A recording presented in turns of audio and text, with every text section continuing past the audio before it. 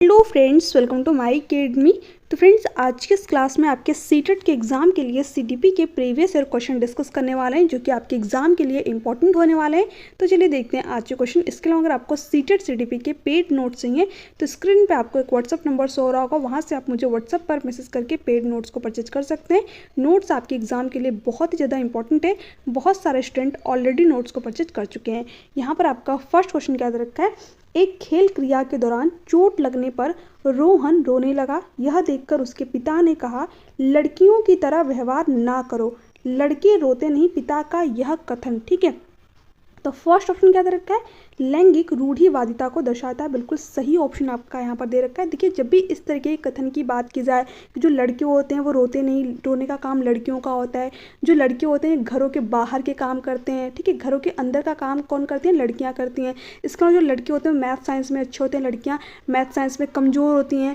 लड़के कार वगैरह से खेलते हैं, लड़कियाँ डॉल वगैरह से खेलती हैं। तो ये सारे के सारे कथन किसको प्रदर्शित करेंगे, जेंडर स्टीरियोटाइप को प्रदर्शित करते हैं, है ना। यानी जो पुरानी विचारधाराएं, जो पुरानी सोच है ना, जो कि बहुत पहले से चली आ रही है, ये इसी को प्रदर्शित करते हैं। तो फर्स्ट ऑप्शन आपका यहाँ पर करेक्ट ऑप्शन हो जाएगा।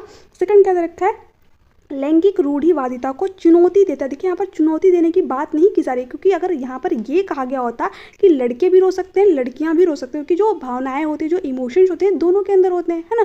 बट यहाँ पर ये कहा ही नहीं जा रहा है। यहाँ पर डायरेक्ट कह दिया जा रहा है कि जो लड़के होते हैं वो तो रोते ही नहीं है ना, जो कि बिल्कुल गलत चीज़ है। तो ये आपका यहाँ पर नहीं होगा। लैंगिक भेदभाव को कम करता है। देखिए, कम नहीं कर रहा है, यहाँ पर बढ़ावा दिया जा रहा है, ठीक है। तो ये भी नहीं होगा। लैंगिक समानता को बढ़ावा देता है। यहाँ पर समानता की बात ही नहीं की जा रही है। यहाँ पर किसी एक ही बच्चे को कहा जा रहा है कि लड़के रोते नहीं, लड़कियां जो रोने का काम है वो लड़कियों का होता है, ठीक है। तो यहाँ पर समानता की भी बात नहीं की जा रही है, तो ये भी नहीं होगा। यहाँ पर फर्स्ट ऑप्शन आपका करेक्ट ऑप्शन हो जाएगा। अब देखिए, यहाँ पर क्वेश्चन क्या दे रखा है, एक प्रगतिशील कक्षा में, ठीक है। फर्स्ट ऑप्शन है, अध्यापक को अटल पाठ्यक्रम का पालन करना चाहिए। देखिए, जो अटल पाठ्यक्रम है, जब भी आपको ये अपने ऑप्शन में देखने को मिल जाए तो वो ऑप्शन आपका होगा ही नहीं। ये आपके एग्जाम के लिए एक निगेटिव टैग वर्ड है, ठीक है। अटल पाठ्यक्रम का मतलब क्या होता है, पाठ्यक्रम को बिल्कुल फिक्स्ड कर देना। अब बच्चे के अंदर क्या होता है, इंडिविजुअल डिफरेंसेस होते हैं, व्यक्तिगत विभिन्नताएं होती है। तो बच्चे की जरूरत के अकॉर्डिंग जो पाठ्यक्रम होता है उसमें चेंज भी लाया जाना चाहिए, ठीक है। यानी कि जो पाठ्यक्रम होना चाहिए वो कैसा होना चाहिए, फ्लेक्सिबल होना चाहिए, लचीला होना चाहिए। ये बात कहती है आपकी प्रोग्रेसिव क्लासरूम, या फिर जो चाइल्ड सेंटर्ड एजुकेशन होती है, बाल केंद्रित शिक्षा होती है ना। तो पाठ्यक्रम की जब भी बात हो तो पाठ्यक्रम कैसा होना चाहिए, फ्लेक्सिबल होना चाहिए, लचीला होना चाहिए, अटल नहीं होना चाहिए, ठीक है। तो ये ऑप्शन आपका नहीं होगा। यहाँ पर सेकंड ऑप्शन क्या दे रखा है, विद्यार्थियों में प्रतिस्पर्धा पर बल देना चाहिए। देखिए, जो प्रतिस्पर्धा वर्ड है ये भी क्या होता है, आपकी एग्जाम के लिए एक निगेटिव टैग वर्ड होता है। प्रतिस्पर्धा का मतलब क्या होता है, बच्चों में कंपटीशन क्रिएट कराना, कि तुमने ज़्यादा नंबर लाया है ना, तुमने कम नंबर लाया। तो इससे क्या होता है, बच्चों के ऊपर निगेटिव इम्पैक्ट पड़ता है। तो ये बिल्कुल गलत तरीका होता है। कभी भी बच्चों में कॉम्पिटिशन की भावना क्रिएट नहीं करनी है, ठीक है, और ना ही इसको बढ़ावा देना है। तो जब भी आपको ये वर्ड देखने को मिल जाए तो आप उस ऑप्शन की तरफ नहीं जाइएगा, ठीक है। थर्ड ऑप्शन क्या दे रखा है, ज्ञान की संरचना के लिए प्रचुर मौके प्रदान करने चाहिए। बिल्कुल सही ऑप्शन आपका यहाँ पर दे रखा है। जब भी बच्चे की नॉलेज के लिए आप उसको अवसर, अपॉर्चुनिटी प्रोवाइड कर रहे हैं, है ना, तो ये सीखने का सबसे बेस्ट तरीका होता है। क्योंकि जो एनईपी और एनसीएफ वो क्या कहता है, जो टीचर है वो एक सुगमकर्ता की तरह कार्य करता है। यानी जहाँ पर बच्चे को दिक्कत आ रही है ना, सिर्फ वहाँ पर टीचर का काम क्या होता है, बच्चों को हेल्प प्रोवाइड करना, ठीक है। बाकी जो बच्चा होता है अपने ज्ञान का निर्माण स्वयं करता है, अगर आप उसको अपॉर्चुनिटी प्रोवाइड करें, अवसर प्रोवाइड करें तो, है ना। तो ये बिल्कुल सही ऑप्शन है। ये बात कहती है आपकी progressive classroom, child centred education, है ना। तो थर्ड ऑप्शन आपका करेक्ट ऑप्शन हो जाएगा। विद्यार्थियों को उनके अकादमिक अंकों के आधार पर नामांकित करना। देखिए, कभी भी बच्चों को उसके अंक के आधार पर नामांकित, यानी कि जो लेबलिंग वगैरह होता है ना, कि फर्स्ट श्रेणी वाला बच्चा, सेकंड श्रेणी वाला बच्चा, तो इस तरीके की चीज़ें नहीं करनी है। इससे भी बच्चे के ऊपर निगेटिव इम्पैक्ट पड़ता है। तो ये भी नहीं होगा। देखिए, 3 निगेटिव वर्ड मैंने आप लोगों को यहाँ पर बताया। एक तो हो गया आपका प्रतिस्पर्धा, अटल पाठ्यक्रम, इसके अलावा नामांकित करना, है ना। तीनों के तीनों वर्ड आपके एग्जाम के लिए एक निगेटिव टैग वर्ड है। जब भी आपको ये अपने ऑप्शन में देखने को मिल जाए तो वो ऑप्शन आपका होगा ही नहीं, ठीक है। तो यहाँ पर बचता कौन सा है, थर्ड ऑप्शन। तो इस तरीके से भी आप अपने ऑप्शन को एलिमिनेट कर सकते हैं। तो थर्ड ऑप्शन आपका यहाँ पर करेक्ट ऑप्शन हो जाएगा। आगे देखते हैं, यहाँ पर क्वेश्चन क्या दे रखा है, लेव वाइगोस्की का सामाजिक सांस्कृतिक परिप्रेक्ष्य अधिगम प्रक्रिया में डैश के महत्व पर जोर देता है। ऑप्शन क्या दे रखा है, सांस्कृतिक उपकरण, गुणारोपण, अभिप्रेरणा, संतुलीकरण, ठीक है। अब देखिए, जब भी लेव वाइगोस्की से रिलेट करके आपके एग्जाम में क्वेश्चन बने तो आप 3 वर्ड को ध्यान रखिएगा। एक तो ये बात करेंगे समाज की, यानी जो बच्चा होता है उसके सीखने में उसके समाज की महत्वपूर्ण भूमिका होती है। जो बच्चा होता है अपने समाज से इंटरेक्ट करके, अंतः क्रिया करके चीज़ों को जानता है, सीखता है, ठीक है। इसके अलावा ये बात करेंगे कल्चर, संस्कृति की बात करेंगे। जो संस्कृति होती है टूल, एक उपकरण की तरह काम करती है बच्चे के संज्ञानात्मक विकास में। ठीक है, इसके बाद लैंग्वेज की बात करेंगे, भाषा की बात करेंगे कि भाषा की महत्वपूर्ण भूमिका होती है बच्चे के संज्ञानात्मक विकास में। तो 3 चीज़ों की बात करते हैं आपके लिए, वाइगोस्की यानी कि समाज की बात करेंगे, संस्कृति की बात करेंगे और भाषा की बात करेंगे। और इनके सिद्धांत का भी नाम है सामाजिक सांस्कृतिक सिद्धांत। ठीक है, सोशियो कल्चरल थ्योरी, है ना। तो SCL के थ्रू आप इसको याद रख सकते हैं। तो देखिए यहाँ पर एक वर्ड आपको देखने को मिल गया, सांस्कृतिक उपकरण। मैंने बताया था कि जो वाइगोस्की एक कल्चरल टूल की बात करते हैं, यानी जो बच्चे का संज्ञानात्मक विकास होता है उसमें जो बच्चे की संस्कृति, जो कल्चर होती है, एक टूल, एक उपकरण की तरह काम करती है। तो यहाँ पर फर्स्ट ऑप्शन करेक्ट ऑप्शन हो जाएगा। बाकी ये गुणारोपण, मोटिवेशन, ठीक है, यानी कि अभिप्रेरणा, संतुलीकरण, इन सब की इन्होंने बात ही नहीं की है। तो ये 3 ऑप्शन आपके यहाँ पर होंगे ही नहीं। ये 3 ही वर्ड में से आपको कहीं ना कहीं ऑप्शन देखने को मिल जाएगा। आगे देखते हैं यहाँ पर क्वेश्चन क्या है। जीन प्याजे अपने संज्ञानात्मक विकास के सिद्धांत में संज्ञानात्मक संरचनाओं को डैश के रूप में वर्णित करते हैं। ठीक है, देखिए फर्स्ट ऑप्शन क्या दे रखा है, मनोवैज्ञानिक उपकरण। देखिए जो जीन प्याजे, इन्होंने किसी टूल, किसी उपकरण की बात ही नहीं की है, तो ये ऑप्शन आपका यहाँ पर होगा ही नहीं। उद्दीपक अनुक्रिया संबंध, ये किसने दिया, आपके थॉर्नडाइक ने दिया है। ठीक है, तो ये भी ऑप्शन आपका यहाँ पर नहीं होगा। विकास का समीपस्थ क्षेत्र, यानी कि ZPD की यहाँ पर बात हो रही है, जोन ऑफ प्रॉक्सिमल डेवलपमेंट, तो इसको किसने दिया है, लेव वाइगोस्की ने दिया है। तो ये भी आपका यहाँ पर नहीं होगा। जो जीन प्याजे है ना, उन्होंने कौन सा वर्ड दिया, स्कीमा, मनोबंध। ये क्या कहते हैं, जो हमारा माइंड होता है इसमें हर एक चीज़ है ना एक स्ट्रक्चर वे में, एक व्यवस्थित वे में, संगठित वे में बनी हुई है। जैसे कि मान लीजिए आप सीटेट एग्जाम की प्रिपरेशन कर रहे हैं तो इसका एक अलग स्कीमा बना हुआ है आपके माइंड में, है ना। स्कीमा का मतलब क्या होता है, छोटे छोटे बॉक्सेस के रूप में हमारे माइंड में सभी चीज़ एक स्ट्रक्चर वे में, व्यवस्थित क्रम में सभी चीज़ें बनी हुई हैं। जैसे कि मान लीजिए आप सीटेट एग्जाम की प्रिपरेशन करें तो इसको कहाँ कहाँ से पढ़ना है, कौन से यूट्यूब चैनल को फॉलो करना है, ये आपके माइंड में इसका एक अलग स्ट्रक्चर पूरा का पूरा बना हुआ है। इसके अलावा जैसे मान लीजिए आप किसी अदर एग्जाम की भी प्रिपरेशन करें तो उसका एक अलग स्ट्रक्चर बना हुआ है ना। इसके अलावा आपके घर की कुछ चीज़ें होंगी तो उसका एक अलग स्ट्रक्चर आपके माइंड में बना हुआ है। आप कहीं पर घूमने चले गए तो उसका एक अलग स्कीमा आपके माइंड में बना हुआ है। तो जो ये स्ट्रक्चर बने हुए हर एक चीज़ का, उसी का नाम दिया जीन प्याजे ने स्कीमा। ठीक है, यहाँ पर यही क्वेश्चन में दे रखा था, संज्ञानात्मक विकास के सिद्धांत में संज्ञानात्मक संरचनाओं को, जो स्ट्रक्चर बने होते हैं हमारे माइंड में, को डैश के रूप में वर्णित किया। तो उसको उन्होंने क्या नाम दिया, स्कीमा का नाम दिया। किसने, जीन प्याजे ने। तो यहाँ पर फोर्थ ऑप्शन आपका करेक्ट ऑप्शन हो जाएगा। सिंपल सा क्वेश्चन था। आगे देखते हैं, जीन प्याजे के संज्ञानात्मक विकास के सिद्धांत में पूर्व संक्रियात्मक अवस्था में विकास का मुख्य गुण क्या होता है। अब देखिए जो जीन प्याजे, जिन्होंने की कॉग्निटिव डेवलपमेंट की थ्योरी दी, संज्ञानात्मक विकास का सिद्धांत दिया, उन्होंने संज्ञानात्मक विकास की 4 अवस्थाएं बताई है, जिसके बारे में आप लोगों को पता ही होगा। सेंसरी मोटर स्टेज, जिसमें जो बच्चा होता है वो जन्म से लेकर के 2 साल तक का होता है। इसके अलावा प्री ऑपरेशनल स्टेज, यानी कि पूर्व संक्रियात्मक अवस्था, जिसके बारे में यहाँ पर पूछ रखा है, इसमें जो बच्चा होता है वो 2 से लेकर के 7 साल का होता है। ठीक है, और कॉन्क्रीट ऑपरेशनल स्टेज, जो कि इनकी 3rd वाली स्टेज है, इसमें बच्चा 7 से 11 साल तक का होता है। और एक होती है इनकी लास्ट वाली स्टेज, फॉर्मल ऑपरेशनल स्टेज, इसमें जो बच्चा होता है वो 11 से लेकर के 18 साल तक का होता है। ठीक है, तो हमें इससे मतलब है, क्योंकि इसके बारे में हमसे यहाँ पर पूछ रखा है, इसका मुख्य गुण पूछ रखा है। ठीक है, अब देखिए यहाँ पर दे रखा है अमूर्त सोच का विकास। देखिए जो बच्चे के अंदर एब्स्ट्रैक्ट थिंकिंग आती है, यानी जो चीज़ें बच्चे के सामने प्रेजेंट नहीं होती उसके बारे में बच्चा थिंकिंग कर पाता है, सोच पाता है। ठीक है, तो ये आती है बच्चे जब 11 से 18 साल तक के हो जाते हैं, यानी कि फॉर्मल ऑपरेशनल स्टेज में, लास्ट वाले स्टेज में।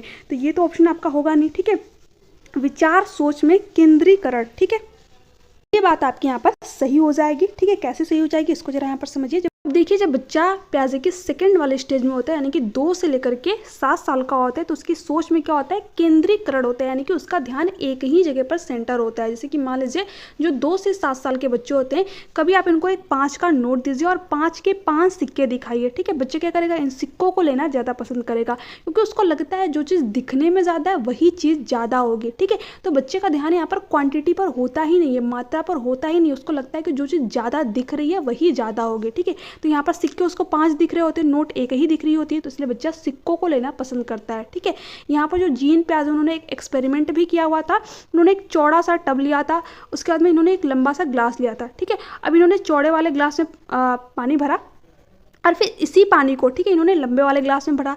तो बच्चे से पूछा गया कि किसमें पानी की मात्रा अधिक है, तो बच्चे ने बताया लंबे वाले ग्लास में पानी की मात्रा अधिक है, जबकि जो मात्रा है, जितना पानी इसमें था उतना पानी इसमें भी आएगा, है ना। सिंपल सी बात है कि जो अगर यही वाला पानी इसमें डाला गया तो जितना पानी था वो इतना ही तो रहेगा। बट बच्चे को लगता है कि अगर चीज़ों की शेप और साइज चेंज कर दी जाए तो जो उसकी क्वांटिटी होती है, जो उसकी मात्रा होती है, वो भी चेंज हो जाती है। जैसे कि मान लीजिए 1 गिलास पानी आप इसको ड्रम में डाल दीजिए या फिर किसी भी चीज़ में डाल दीजिए, वो तो रहेगा एक ही गिलास पानी, बट बच्चा इस चीज़ को समझ नहीं पाता है, उसका ध्यान एक ही जगह पर केंद्रित होता है, सिर्फ शेप और साइज पर। ठीक है, तो इसके लिए इन्होंने ये वाला एक्सपेरिमेंट किया था।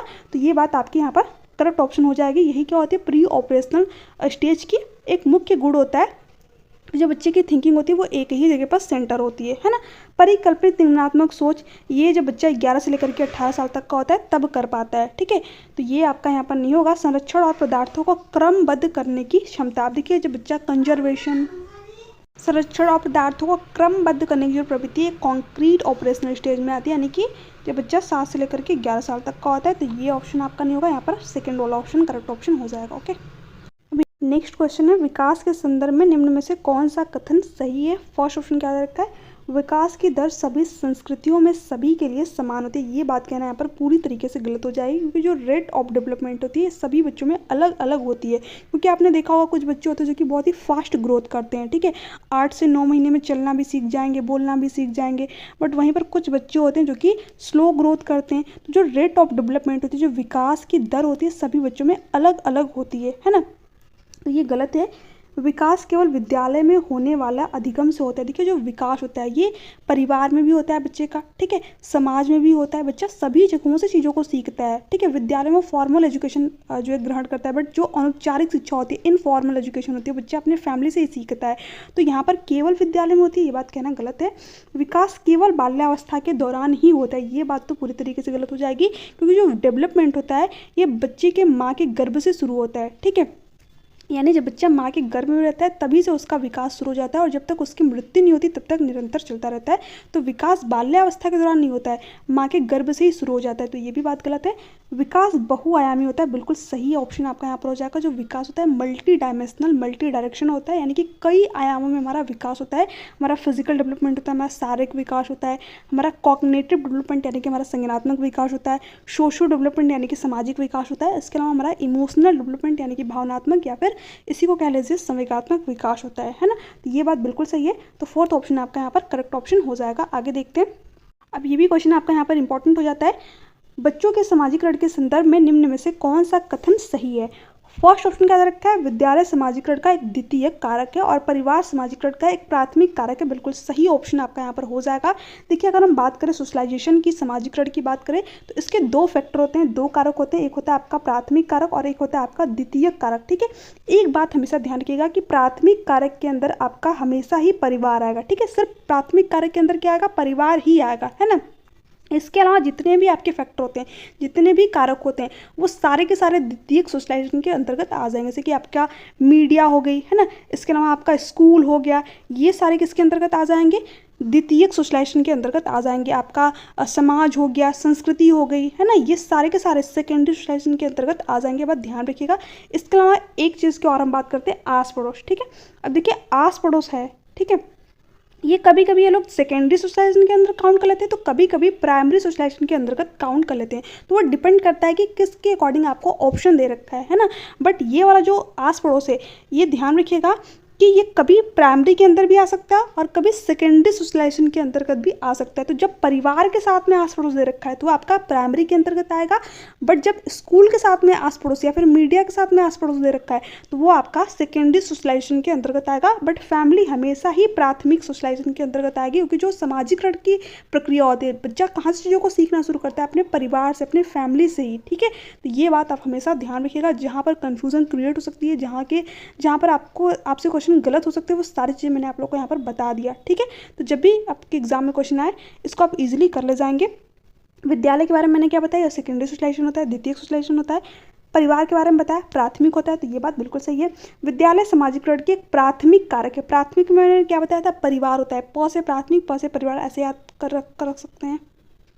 ठीक है, तो ये आपका नहीं होगा। समकक्षीय सामाजिकरण के प्राथमिक कारक। अब देखिए, समकक्षी का मतलब क्या होता है, जो आपके साथ में पढ़ते हैं, जो आपके पीयर ग्रुप्स होते हैं, जो साथी समूह होते हैं, है ना। तो ये भी नहीं होगा, ये प्राथमिक के अंदर नहीं आएगा, द्वितीय के अंतर्गत आएगा। ठीक है, परिवार सामाजिकरण के एक द्वितीय कारक है, फिर भी आप गलत हो गया। ठीक है, परिवार एवं जनसंचार दोनों सामाजिकरण के द्वितीय कारक है। नहीं, जो जनसंचार है ये द्वितीय कारक होता है, परिवार तो प्राथमिक कारक के अंतर्गत आता है। तो ये बात गलत है। आगे देखते हैं, नेक्स्ट क्वेश्चन क्या है। बहुबुद्धि का सिद्धांत जोर देता है कि, ऑप्शन क्या दे रखा है, बुद्धि लब्धि केवल वस्तुनिष्ठ परीक्षणों द्वारा ही मापी जा सकती है। ये बात कहना यहाँ पर पूरी तरीके से गलत है। देखिए जो बहुबुद्धि का सिद्धांत है, एक क्वेश्चन आपके एग्जाम में ये भी बना हुआ था कि बहुबुद्धि का सिद्धांत प्रतिपादित किसने किया था, तो हार्वर्ड गार्डनर ने। ठीक है, इन्होंने क्या कहा था, जो बुद्धि होती है वो अलग अलग प्रकार की होती है। इन्होंने 8 प्रकार की बुद्धि के बारे में बता रखा है। यहाँ पर अगर हम बी ऑप्शन की बात करें तो एक आयाम में बुद्धिमत्ता अन्य सभी आयामों में बुद्धिमत्ता को निर्धारित करती है। ये बात भी यहाँ पर पूरी तरीके से गलत है। ऐसा नहीं है कि जो बुद्धि होती है वो एक आयामी होती है या फिर जो एक आयाम होता है वही सभी बुद्धि को निर्धारित करता है। ये बात बिल्कुल गलत है। जो हार्वर्ड गार्डनर वो क्या कहते हैं कि हर एक व्यक्ति में 8 प्रकार की बुद्धि पाई जाती है और डिपेंड करता है कि उसके अंदर कौन सी बुद्धि ज़्यादा मात्रा में है ना। बुद्धिमत्ता की विभिन्न दिशाएं होती हैं। बिल्कुल सही ऑप्शन आपका यहाँ पर हो जाएगा, क्योंकि इन्होंने अलग अलग प्रकार की बुद्धि की बात की और टोटल इन्होंने 8 प्रकार बता रखे हैं।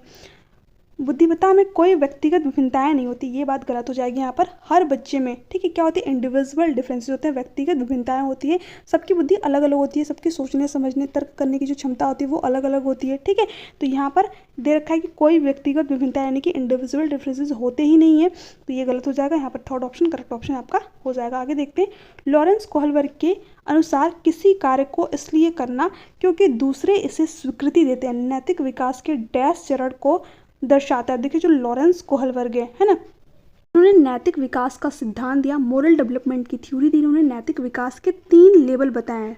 ठीक है, 3 स्तर इन्होंने बताया हुआ है। कौन कौन सा स्तर बताया हुआ है? पहला तो इन्होंने बताया हुआ है प्री कन्वेंशनल लेवल, इसमें इन्होंने 2 स्टेज बता रखी है। ठीक है, इसके अलावा इन्होंने बताया हुआ कन्वेंशनल लेवल, इस पर भी इन्होंने 2 स्टेज बता रखी है। इसके अलावा इन्होंने बता रखा है पोस्ट कन्वेंशनल लेवल। ठीक है, यहाँ पर मैं लिख देती हूँ पोस्ट कन्वेंशनल लेवल, इसमें भी इन्होंने 2 स्टेज बता रखी है। तो अगर आपसे अपने एग्जाम में पूछे कि इन्होंने लेवल कितने बताए, स्तर कितने बताए, तो इन्होंने 3 स्तर बताए हैं, बट इन्होंने स्टेज अवस्थाएं कितनी बताई हैं, तो 6 अवस्थाएं बताई, क्योंकि हर एक लेवल में इन्होंने 2-2 अवस्थाएं बता रखी हैं यहाँ पर। ठीक है, अब यहाँ पर ये क्वेश्चन पूछ रखा है, यहाँ पर आपसे लेवल ही पूछा है। ठीक है, क्योंकि प्रथापूर्व, प्रथागत, उत्तर प्रथागत, अमूर्त संक्रियात्मक इन्होंने कोई दिया ही नहीं है। अमूर्त संक्रियात्मक तो जीन प्याजे की 4th स्टेज है, तो ये ऑप्शन तो आपका पहले ही एलिमिनेट हो गया है ना। यहाँ पर इन्होंने प्री कन्वेंशनल लेवल और पोस्ट कन्वेंशनल लेवल के बारे में बात की है। ठीक है, तो यहाँ पर दे रखा है किसी कार्य को इसलिए करना क्योंकि दूसरे इसे स्वीकृति देते हैं, तो ये आपका जो बच्चा है वो हो जाएगा प्री कन्वेंशनल लेवल में, यानी कि प्रथा पूर्व चरण में। तो फर्स्ट ऑप्शन आपका करेक्ट ऑप्शन हो जाएगा। बाकी जिन्होंने नोट्स ले रखे हैं उनमें उसमें मैंने सारी चीज़ डिटेल में दे रखी है, तो आप एक बार नोट्स को पढ़ लीजिएगा, सारे कॉन्सेप्ट आपके क्लियर हो जाएंगे। ठीक है, हालांकि जो लॉरेंस कोहलबर्ग की थ्योरी इसको मैं पूरा डिटेल में जल्दी यूट्यूब चैनल पर कराऊंगी, उस क्लास को देख लीजिएगा। उसके बाद में लॉरेंस कोहलबर्ग से बनने वाले एक भी क्वेश्चन आपके गलत नहीं होंगे। आगे देखते हैं, यहाँ पर क्वेश्चन क्या दे रखा है, अधिगम कठिनाइयों से जूझते छात्रों की ज़रूरतों को संबोधित करने के लिए एक अध्यापक को क्या नहीं करना चाहिए। फर्स्ट ऑप्शन क्या दे रखा है, दृश्य श्रव्य सामग्रियों का इस्तेमाल। ये बात बिल्कुल सही है। मान लीजिए आपकी क्लासरूम में कोई बच्चा जो कि देख नहीं पा रहा, तो ऐसे में जो ऑडियो वाली चीज़ें होती है, जो स्पर्श करने वाली चीज़ें होती है, आप बच्चे को प्रोवाइड कर सकते हैं। कोई बच्चा है जो कि सुन नहीं पा रहा, तो ऐसे में बच्चे को जो चित्रात्मक चीज़ें होती है वो प्रस्तुत कर सकते हो, क्योंकि बच्चे को सुनने में दिक्कत है बट बच्चा देख के तो चीज़ों को सीख सकता है। तो ये बात सही है आपकी।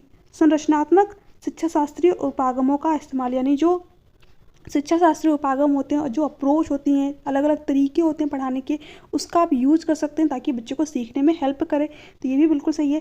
व्यक्तिगत शैक्षिक योजना बनाना, ये भी बात बिल्कुल सही है। जैसे कि मान लीजिए अगर किसी बच्चे को डिसेबिलिटी जैसे सीखने में दिक्कत आ रही है, तो उसके लिए आप व्यक्तिगत शिक्षक योजना बना सकते हैं, यानी कि आप उसको थोड़ा सा एक्स्ट्रा हेल्प प्रोवाइड कर सकते हो कि जो NEP है, NCF, वो क्या कहता है कि हमें बच्चे की ज़रूरत के अकॉर्डिंग उसको चीज़ें प्रोवाइड करनी है। ठीक है, एज पर नीड एजुकेशन देनी है।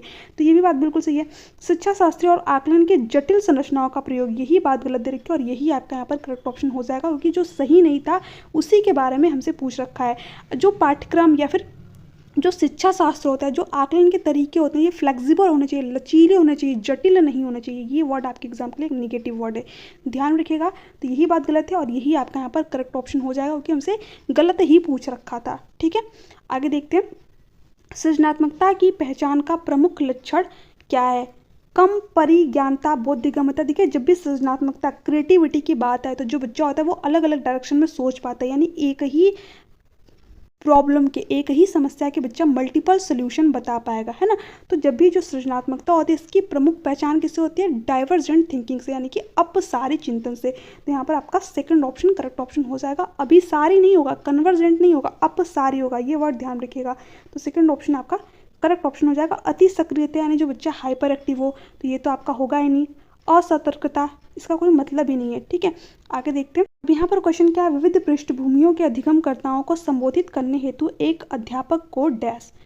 फर्स्ट ऑप्शन क्या है, विविधता संबंधी मुद्दों पर बातचीत टालनी चाहिए। देखिए विविधता संबंधी मुद्दों पर बात करनी चाहिए क्योंकि जो बच्चे की पृष्ठभूमि होती है वो अलग अलग हो सकती है ना। तो ऐसे में सभी बच्चों की पृष्ठभूमि को महत्व देना है। तो जो विविधताएं होती हैं, जो डिफरेंसेस होते हैं, आपको इन पर बातचीत करनी चाहिए, है ना। इसको टालना नहीं चाहिए, तो ये गलत है। यहाँ पर जो टालने वाले वर्ड होते हैं ये भी आपके एग्जाम के लिए निगेटिव टैग वर्ड होते हैं। विविध विन्यासों से उदाहरण लेने चाहिए, बिल्कुल सही ऑप्शन आपका यहाँ पर हो जाएगा। यानी कि अलग अलग तरीके से जो एग्जाम्पल होते हैं, अलग अलग पृष्ठभूमि के एग्जाम्पल आप बच्चे के सामने प्रस्तुत कीजिए ताकि सभी बच्चे सीख सके, सभी बच्चों को लगे कि उनकी जो समाज है, उनकी जो संस्कृति है उसको महत्व दिया जा रहा है। तो यहाँ पर सेकंड ऑप्शन करेक्ट ऑप्शन हो जाएगा। सभी के लिए मानकीकृत आकलनों का इस्तेमाल करना। मानकीकृत आकलन का मतलब क्या होता है, बिल्कुल फिक्स्ड कर देना, एक ही तरीके से बच्चे का आकलन करना। तो ये भी बिल्कुल गलत तरीका होता है, ये भी आपके एग्जाम के लिए एक नेगेटिव टैग वर्ड होता है। ऐसे कथनों का इस्तेमाल करना चाहिए जो नकारात्मक रूढ़िबद्ध धारणाओं को मजबूत करे। नहीं, ये भी बात यहाँ पर बिल्कुल गलत हो जाएगी। नकारात्मक रूढ़िबद्ध धारणाओं को मजबूत करें, जो पहले से चीज़ें चली आ रही है हमारे समाज में, है ना, इसी को बढ़ावा दे, तो ये भी गलत हो जाएगा। ये भी आपके एग्जाम के लिए निगेटिव टैग वर्ड होता है।